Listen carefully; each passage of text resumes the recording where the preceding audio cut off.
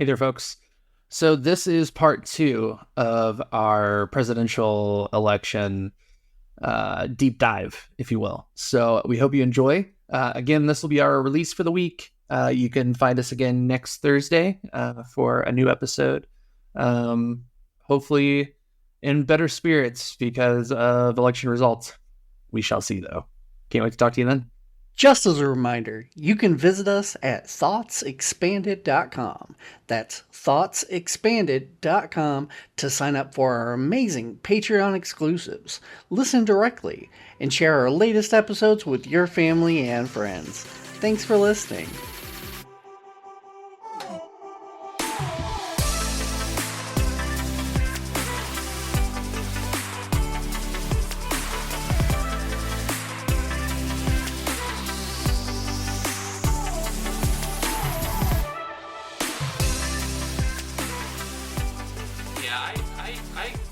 Wonder if we have time to continue on the cycle of like trying to figure it out later.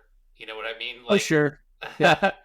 I don't know. I mean, that is the millennial problem, though, right? Sure. Like, that's the battle we've been fighting for the past 20 years since we were able to vote.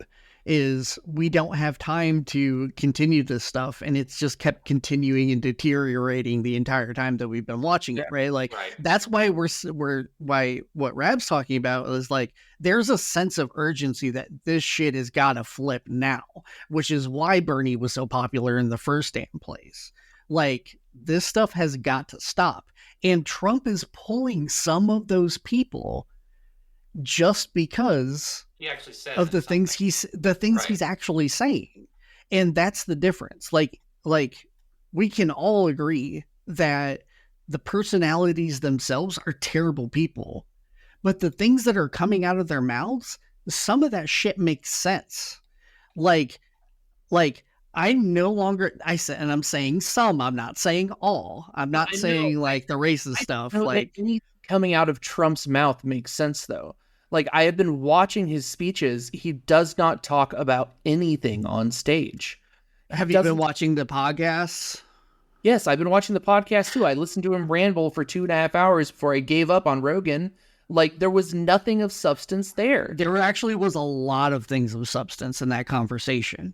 It depends on, see, this is where you have with Trump specifically, you have to know when you have to be, in order to understand what he's actually trying to talk about, you have to forcibly remove the random bullshit of the rambling stories that he does. But while he's talking about the random bullshit of the stories, he is actually making very specific points about the things that he wants to accomplish. He's not going to do any of that because he didn't do any of that the first time he was in office. I'm not under any delusion that he's actually going to do anything.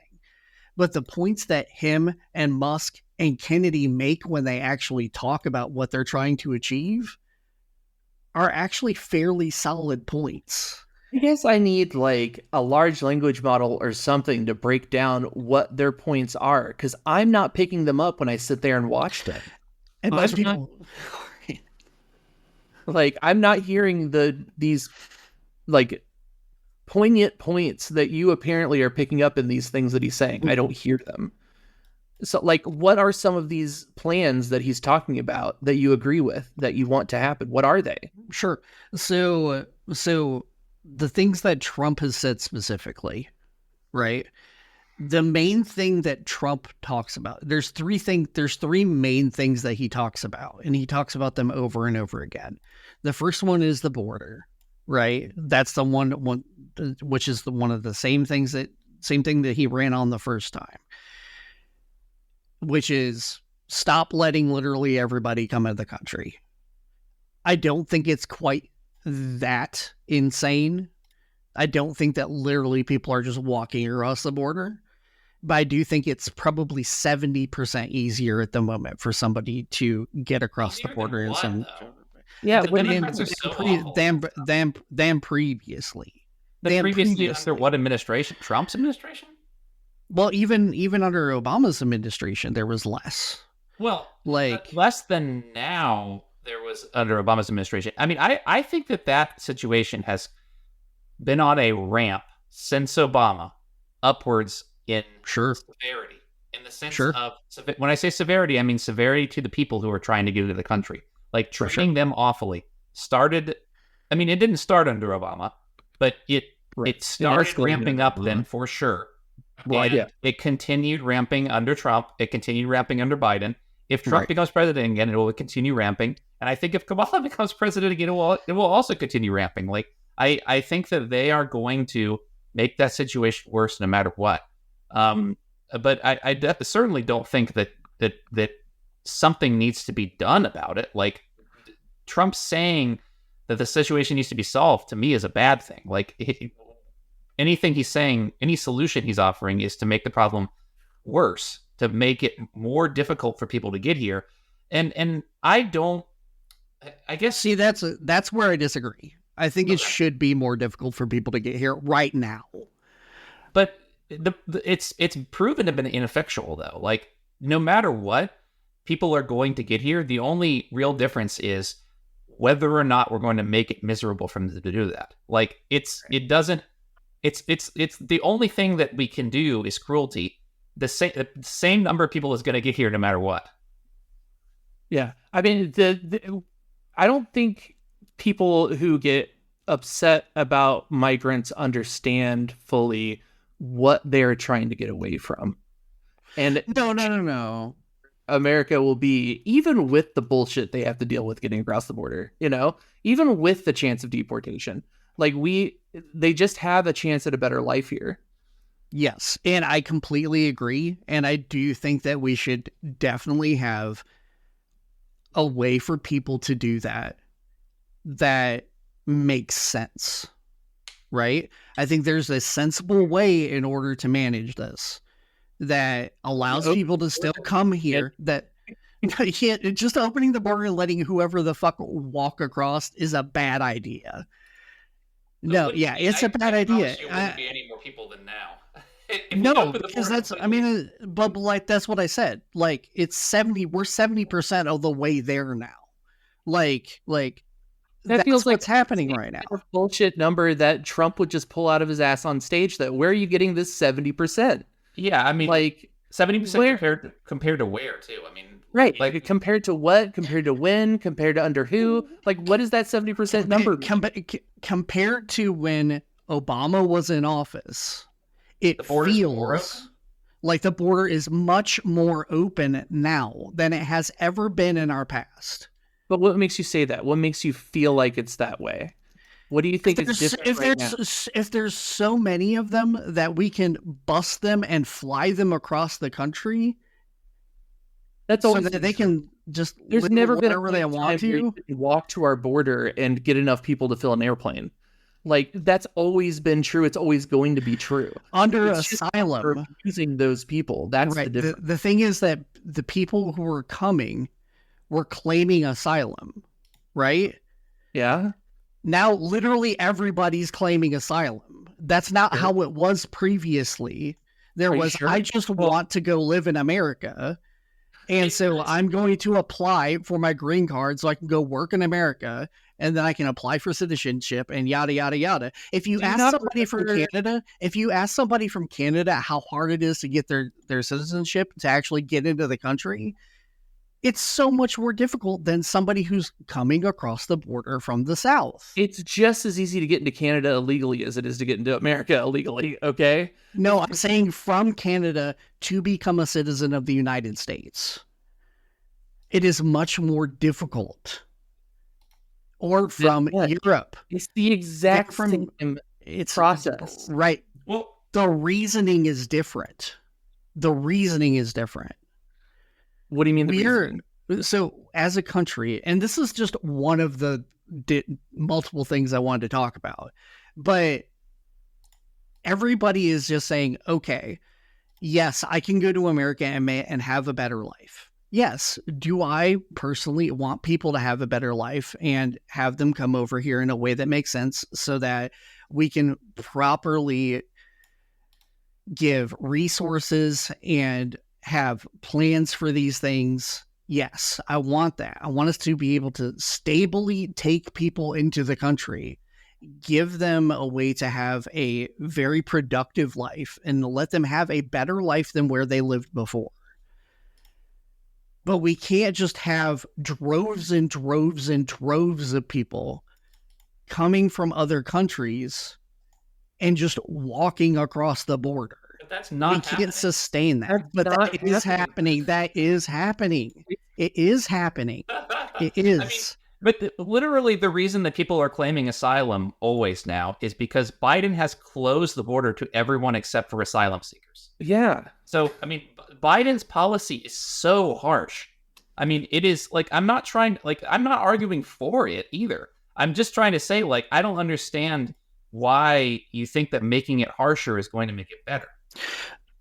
So when somebody goes to the border, right? Do you remember how we were having people wait outside of the border so that we could process paperwork, we could have them apply for asylum and all these other kinds of stuff?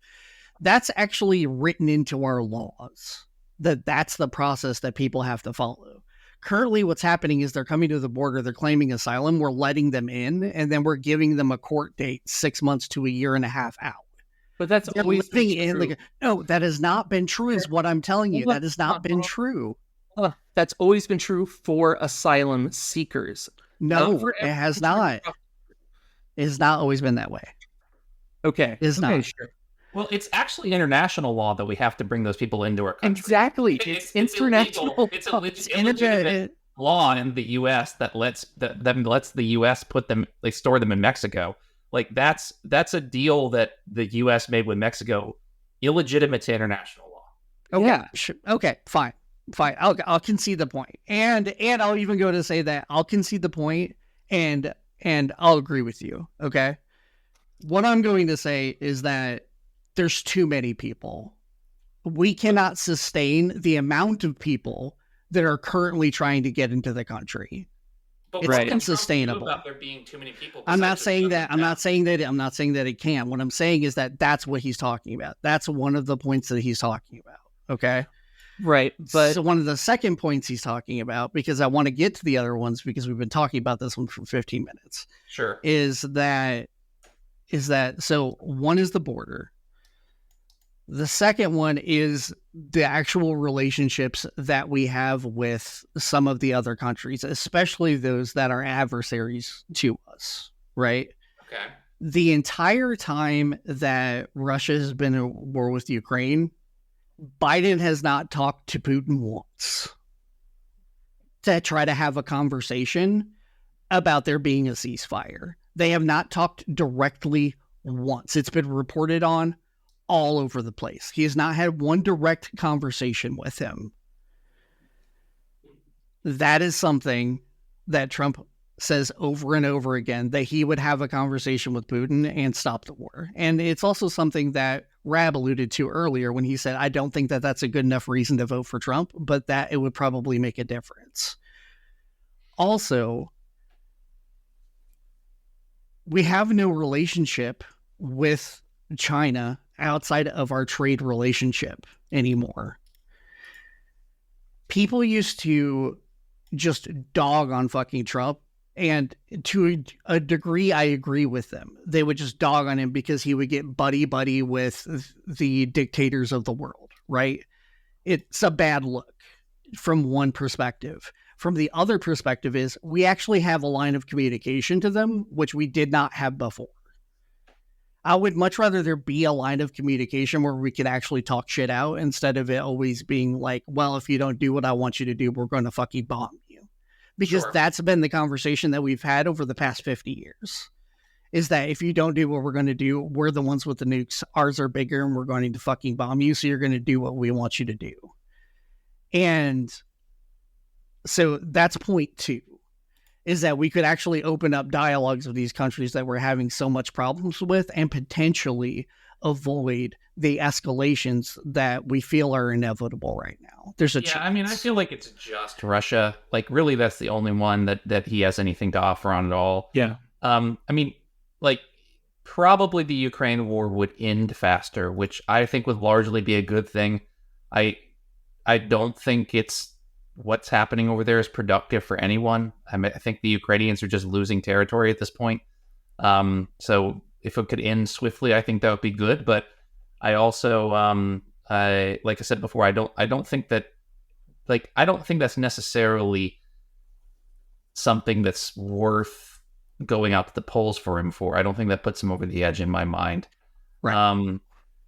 Like, I also don't really think that it's really his doing that would make that happen either. Like, I don't think Trump is uniquely good at talking to world leaders like he claims he is.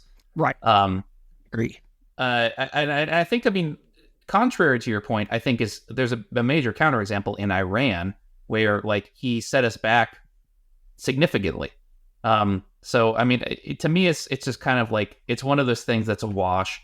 It's like, no matter what, I mean, earlier, I think somebody said something along the lines of, like, Trump cozying up to dictators. And I think really the thing is that who is a dictator and who's not mostly depends on who our allies happen to be. Sure. And so I'm like, That's also very true. Trump cozies up to dictators, and Biden, has phone calls with Netanyahu, and and Mohammed bin Salman in Saudi Arabia, who's never called a dictator. So Trump would never call that guy a dictator either. It's a very unfortunately, I think global politics is a very fixed issue. Maybe there is some margin in Ukraine. Maybe Trump would do something differently. I don't know. It's really hard to say. Yeah, and whether or not he would, the question was about what are these points, right? What are the points that he's talking about, right? Yeah. That's two of them. Just as examples. Now, Musk, which is, they're talking about having this entire division where he comes in and essentially just slashes the government in half, right? I don't think that's a good idea. But I do think it's a good idea that we have some way of going through the parts of the government that are our biggest spenders and making sure that they're using money more wisely, right? Like, how famous is it that the Department of Justice spends $8,000 on a coffee mug, right? Like, it's a joke at this point. They fail every single audit that they ever have, right? Like, and that's not just them. That happens all over the place. Sure. So are we spending way too much money on shit that we shouldn't? And there's backsided deals with corporations that we have. Once again, something we've complained about on here is how gross the corporations are inside of the country and yada, yada, yada, yada. That's the point that they're talking about. Do I like the way that they're trying to do it? No. Do I think they're going to do it? No, I don't think they're going to do those things. But those are the points. But they won't go after the one that actually matters, which is that military-industrial complex. That's where all of the money's going. All they want to do is cut social services, education, fucking the volunteer corps. Like, the shit they want to cut sucks. So I don't understand even a selling point for them. Like, yeah, okay, they're making a good point that we need to spend less money, but they won't touch the things that actually matter. So who gives a fuck what they're saying about it? Right. Which is once again a reason why I'm not voting for them. But you asked, what is it, the things that they're talking about that you're missing? Topics that I don't agree with at all. Like, you're right. Maybe you don't. Maybe you don't. I don't think they're telling factual truths when they talk about these things. They're not. It's the point that they're making. They're making the point that our government is corrupt, regardless of whether they don't even have to. Right. I understand this. But what I'm saying is they're saying the quiet thing out loud, which is appealing to people because nobody else is saying the quiet thing out loud. Kennedy is talking about how there's poisons in our food and how most of our food is filler and how the the medical corporations and the insurance companies and all of these companies have their fingers in everything, and how that's why everything's expensive. That's why everybody's fat and out of shape, and our food's fucking terrible, and all this other kinds of stuff. They're saying the quiet things out loud. And these are the points. If the left was saying these things and they meant it, it would be a landslide victory for the left, and our world would be so much better. But the fact that they're not, and this shit is coming from the crazy people, the fuck am I supposed to do with that? Is it the fact that they're the ones bringing it up? Because there's always counterpoints made by the Democrats to these things.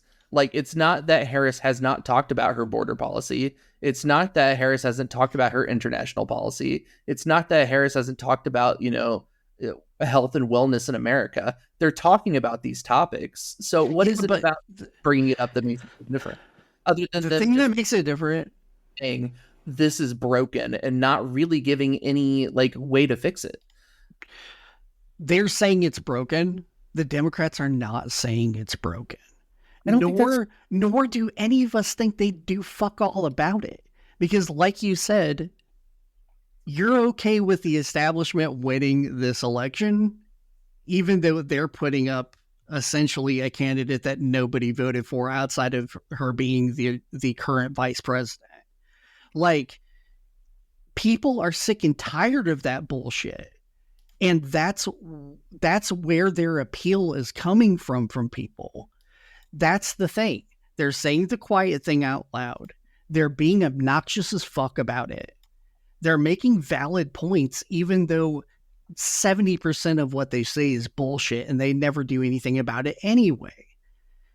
It's the same feeling and reason why we loved Bernie so much, except we actually believed he'd do something about it. There's other people who actually think that they'll actually do something about it. And some of the things that you said, like cutting, like with Musk going in and cutting social programs and all this other kinds of shit, that's the darling of the right anyway.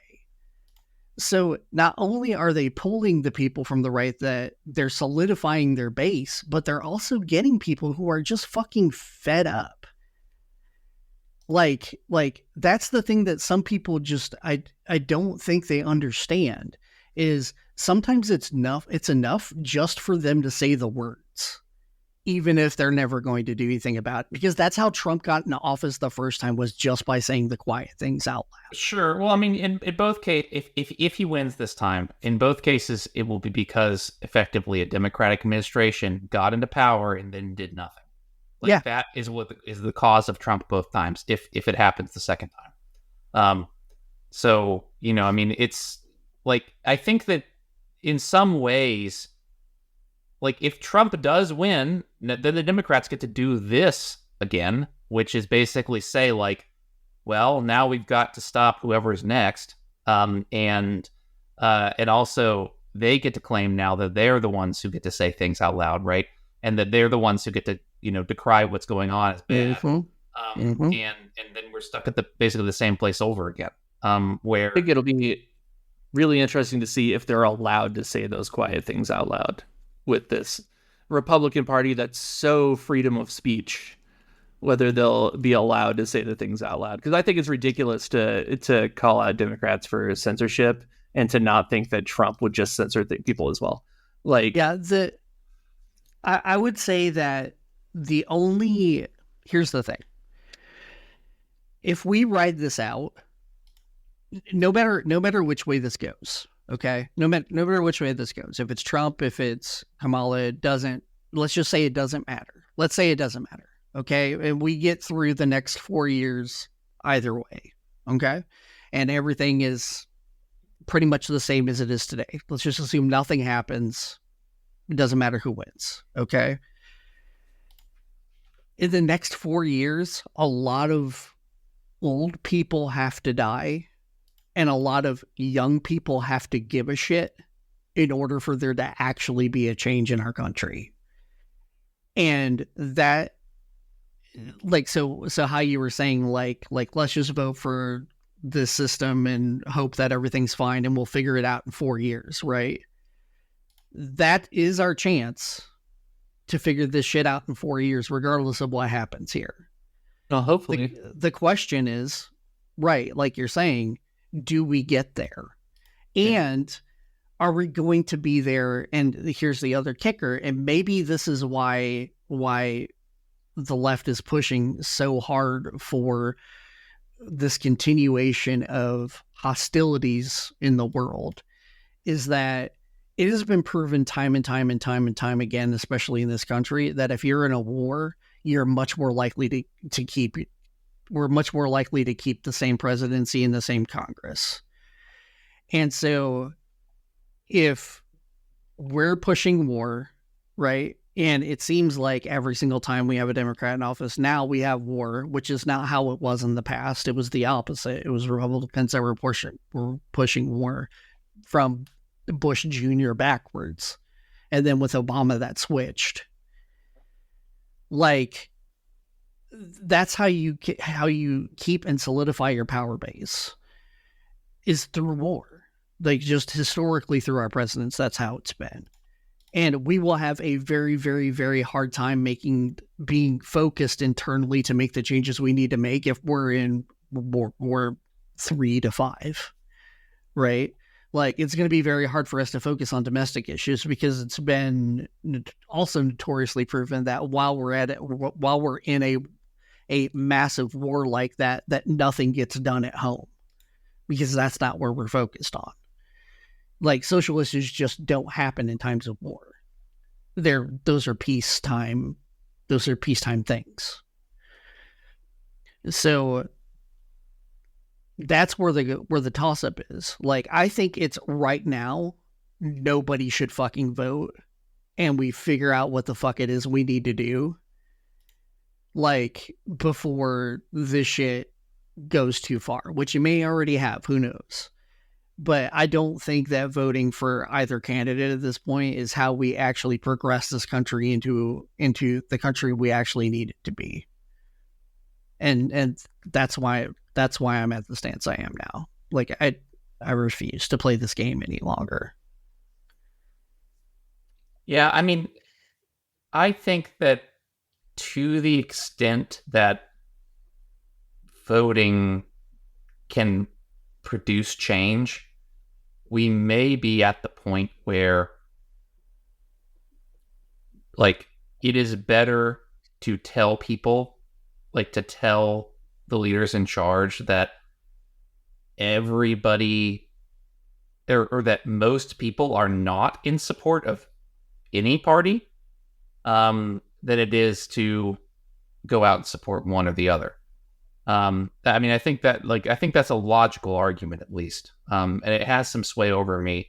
I mean, it is already the case in many elections that the largest, the majority of the population, or actually, I guess more than for either candidate, right? The plurality of the population decides not to vote.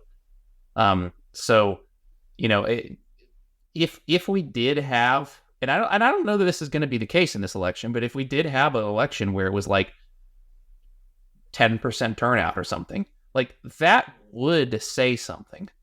That would send a message to, like, the high level elites that control both parties. I don't know what that message would do, though. Well, I mean, the message is basically for one party or the other to cultivate votes. I think the message is it would be that that the media is not functional, like, that it's not causing people to modify their behavior. Like, that's, I think, what the message would be, is if we managed to get a large number of people to not vote, that's, like, I could see that causing more change than voting for one party, at least in some elections, for sure. Whether that's a calculus for this election, I certainly don't blame you for thinking that there is a reason to vote in this one. I mean, I'm wrong no matter what I do. Yeah. like if I vote, if I don't vote, if I vote this way or vote that way, I'm wrong no matter what I do. And so I would rather not have to make that decision and feel like I'm going to puke like the last time, and not have to deal with that inside of my psyche or my soul or whatever it is, and not have to deal with that, with fighting myself every day because of that decision. Like, that's much more important to me than having to vote one way or the other and then feel responsible about what happens. Like, that's the responsibility I'm not willing to take based on the arguments that I'm getting from either side, right? Like I'm not taking responsibility for this. I am washing my hands of this responsibility as much as I possibly can because I don't want any part in it. I won't drone on about this. But I will say that sounds like just a privileged point of view, in the sense that, like, there are people out there who will be very negatively affected by a Trump presidency, and you're not voting is really, like, I don't know. Like, I'm honestly not judging anyone out there not voting, because I know there's a lot of people that won't vote. And I do get it. This is a podcast that we're doing right now, which is why we're having this argument. Although in the past we have had this argument. We will also have this argument outside of the podcast, just for everybody who is listening. Like, we will have this argument outside of the podcast as well. I mean, I would say understand that it's Wiggy's choice to vote or not. I just think that it's really a disservice to your fellow, like, underprivileged person in this country to not vote. Yeah, I understand that, but I guess my counter to that would be voting not for Trump and actually going and voting for Kamala also hurts the people who are underprivileged, because the people who are currently in power stay in power, and they will do nothing to help the people who are underprivileged. So like I'm saying, and you give me the side eye, but how many conversations have we had on this podcast specifically about how the current power structure does not give a fuck about people? And so to say a vote for Kamala Harris somehow helps the poor and the disenfranchised in the country doesn't fly. Like, the argument just doesn't hold weight because they're not going to fucking do anything. And they haven't come out and said that they're going to do anything, and they have no plan to do anything other than fucking general bullshit political platitudes. And I'm not saying the other side's not doing the same thing, but what I'm saying is they're actually not doing the same thing. They are saying what they'll do, and the things that they're saying they'll do are pretty awful. Yeah, some of them are pretty fucking awful. You know, that they're going to do awful shit. But I mean, Trump's talking about mass deportation day one. He's talking about, you know, arming the National Guard and even the military to, you know, go after his opponents. These are things that he said he'll do, you know? Yeah. And I have, you know, gay, lesbian, and trans friends. I have people of color in my life. I have these, like, I mean, my parents who are in desperate need of, you know, better healthcare and, you know, some way of surviving their retirement. You know, these are the people in my life that Trump will actively hurt. Like, the things that he's saying will actively hurt these people. And that's why I will vote for Kamala. Yeah. Yeah. Like, I don't think Kamala is going to fix anything, but I don't think that she will actively hurt these people in my life. And I also don't see her on stage promoting things and rallying people behind these ideals that I find radically offensive. Sure. Yeah. I mean, it's a difference between, like, what's the, I guess it's degrees again. Maybe it's degrees again. I don't think degrees is really what, like, the terms that I'm looking for to say, because I think that the damage that the passive power structure does is immense. Do I think that they're going to go out and deport people and attack people and whatever. I think if it makes sense for their political views for them to do so they can stay in power, they will. But do I think that they're actively going to do that? No, I don't think that the Democratic Party is going to actively do that. But people are really hurting. People are really hurting right now, and they're not doing anything about it. And life is getting worse for people. So I just don't see how not voting solves that in any way, shape, or form, though. It's mainly to what Rab was talking about. Like, there has to be enough people that are fed up with the problem to make a change, which is why we also talked about the stipulation of what happens if we wait for 4 years, when most of the older people who are mostly Republicans are gone and there's only one side to the story. But like I said, like, they also have to be enough young people have to give a shit at that point. Like, because right now they barely give a shit. I guess maybe we can close out. Like, let's focus on just the mass deportation thing. I feel like I have one more thing to say about that. Like, I think it would be awful if it happened. What I think is that if it is going to happen, like, if that is where the American people are truly at, then like that is going to happen regardless of who's president. And if it's not where the American people are truly at, I don't think it's going to happen under Trump. Like, I don't, like, I have, as much as it pains me to say it, I feel like I have slightly more faith in our institutions to believe that they're going to mass deport people no matter who's president. Like, to me, it seems like that goes so against how capitalism wants to work that it isn't going to happen no matter what. But I also, to me, it just seems like the awful things that happen to migrants are going to continue no matter who's president as well. Like, that's kind of how I feel about it, I guess. Yeah.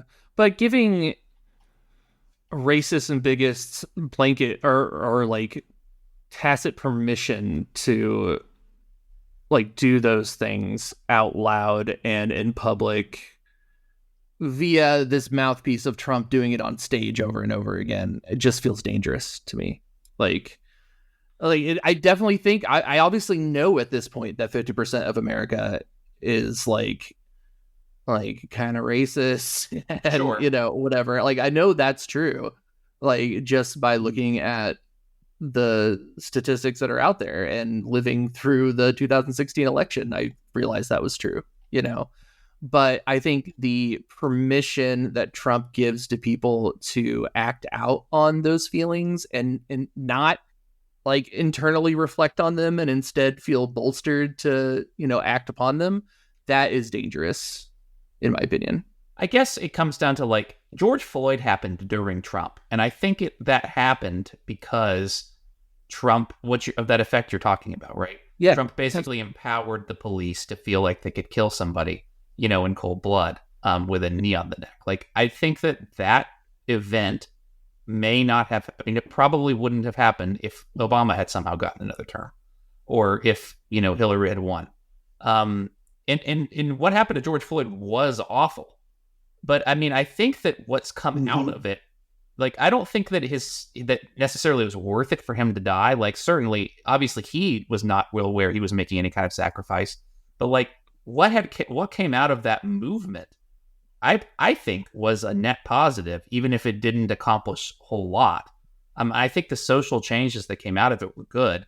So I'm not trying to say like Trump caused that. Like, he didn't cause that. I just think I have more faith in people to like take the bad and resist it. And I don't necessarily think that it's a good thing to put the bad out there, like to make it happen, like to try my best to like cause a bad person to be empowered just so that we can resist him. But I also think that like there's something. My faith in people is big enough that I feel like we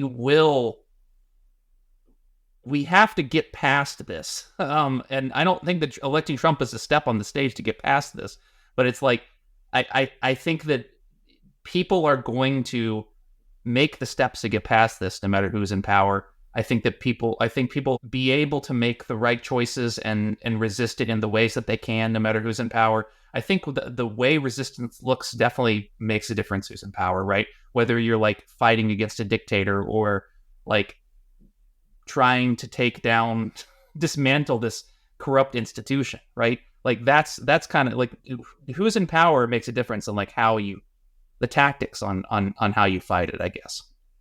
And I'll go ahead and I want to I'd like to make something clear based on what you just said, right? So you have faith that the people who know better will stand up and be adults and do what they have to do to make sure that the people who are screaming from the rafters that they're upset about let's just take racism for the example, right? Because it's what we're talking about.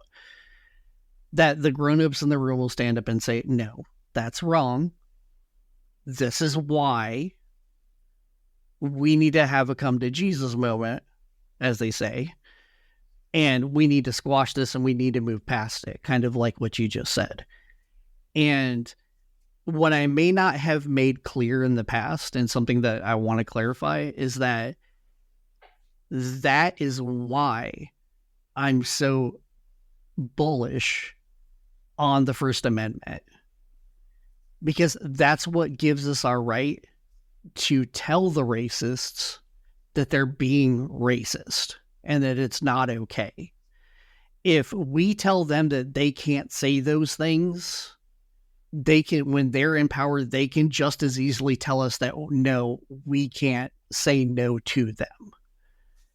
And that discourse is the only way that we move past problems. When we have an argument about something, we talk it out.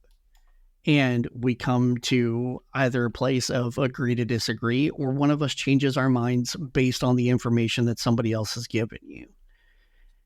And so I wanted to be perfectly clear that that's where I stand on the issue. And that's what I mean when I'm talking about freedom of speech. I'm not saying that I support, like Jacob said, like I don't support people going out there and being racist and saying bad, hurtful things to people and thinking that they can say whatever they want without a consequence. There are consequences to words that come out of your mouth and actions that you do. But it's up to us as a society to hold those people accountable. It's not up to the government. It's up to us to hold those people accountable. It feels like not electing Trump is a really good way to hold him accountable for the bullshit he says on stage then. You know? Like, that's a take. That's a take. That's a take. Didn't feel strong enough that way to vote for it against him. That's a valid take. Like, and if that's the stance you want to take, by all means, exercise once again your right to free speech by voting for the other team. Like, that's perfectly fine.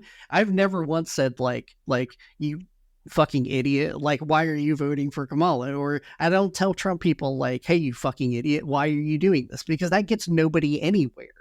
Like, it also impedes on your personal ability to make choices for yourself.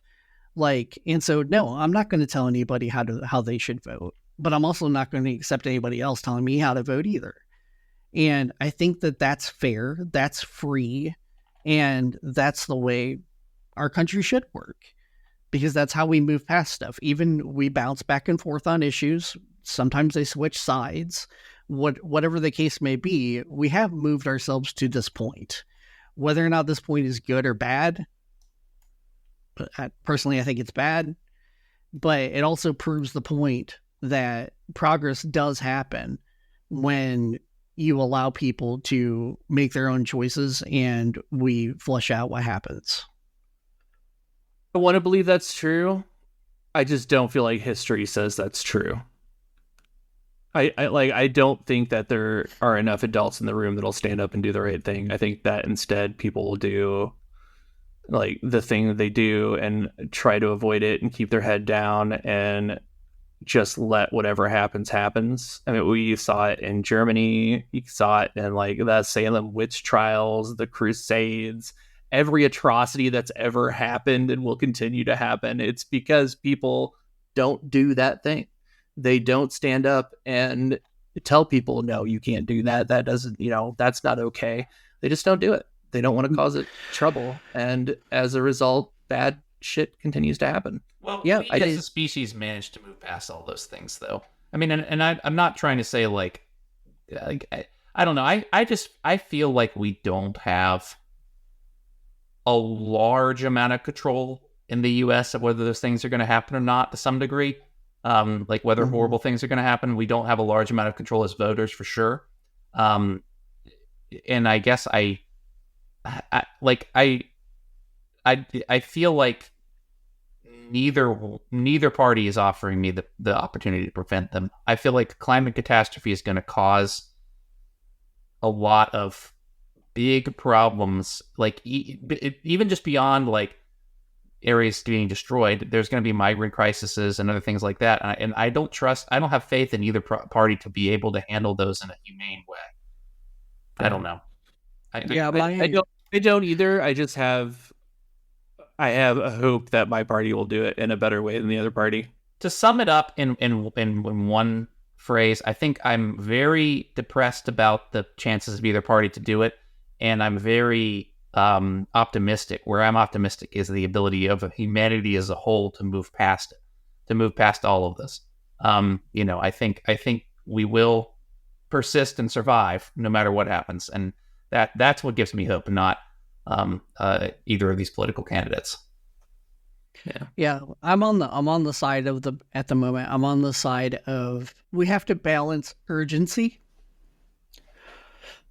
and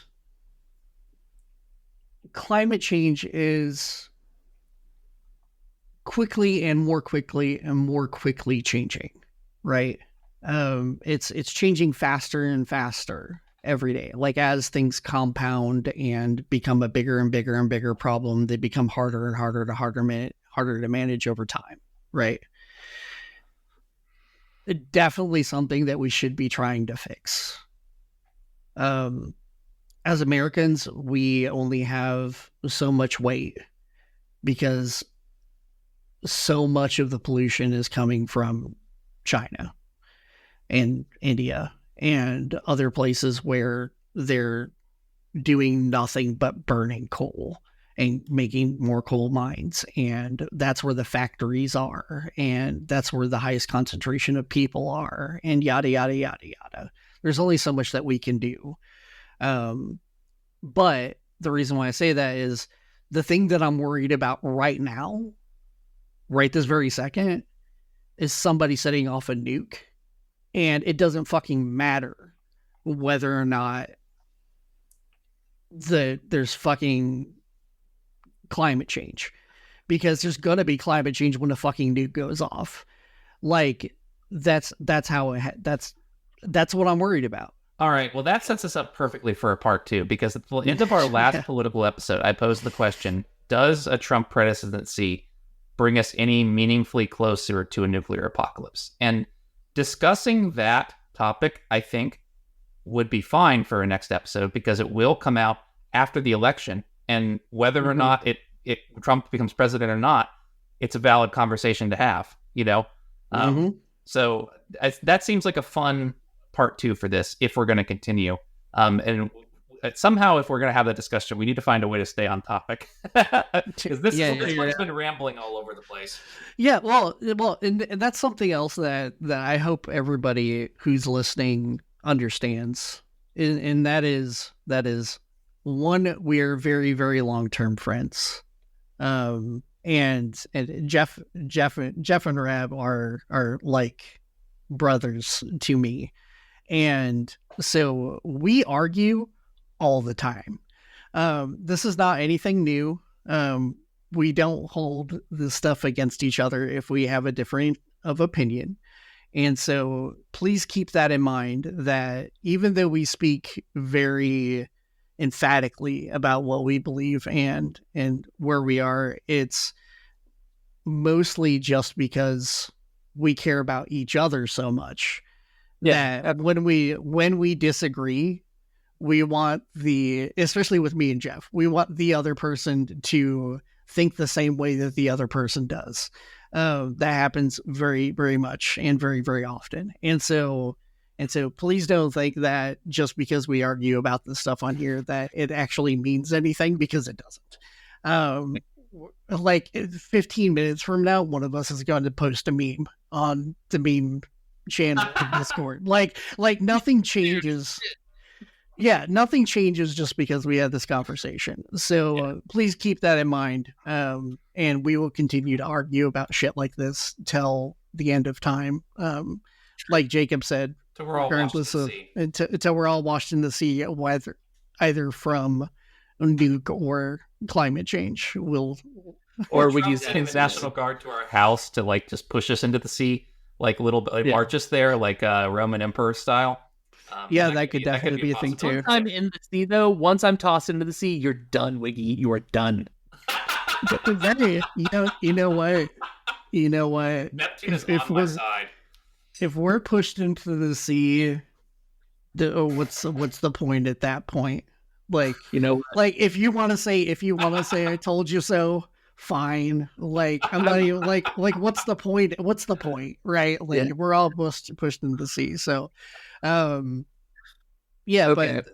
But that's how we are. But we are very much over our normal time. We may actually just want to split this into 2 episodes. The problem with splitting it into 2 episodes is just that it's going to come out after the election, which is going to be awkward. Right. We could release it early. We could release it on Tuesday, I guess, in theory. We could. Monday, if we wanted to next week. That could be one way to go, because this is going to be an awfully long one for someone to sit through. Yeah, let's do that. Let's do a split. We'll announce in the beginning of the episode that this is going to be a 2-parter.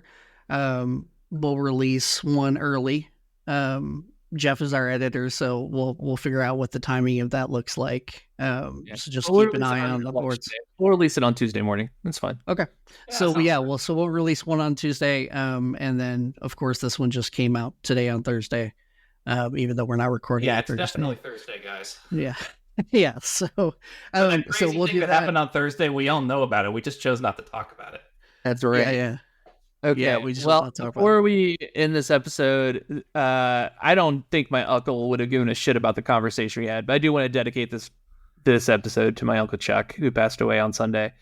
He was just a really cool dude and a huge supporter and like just a champion in my life. Like, I don't know, I'm gonna miss him, and I just wanted to put something out into the ether to say I love you, Uncle Chuck, and wherever you are, can't wait to see you again. So, yeah, I very, very shortly met Uncle Chuck. He's a very kind fellow. He's a good dude. So very, very much deserves that send off. Yeah. All right, we will catch you in the next one. Thank you very much. Thanks, guys.